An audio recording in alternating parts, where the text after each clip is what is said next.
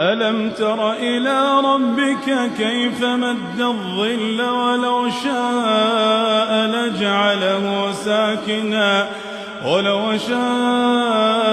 لجعله ساكنا ثم جعلنا الشمس عليه دليلا ثم قبضناه إلينا قبضا يسيرا وهو الذي جعل لكم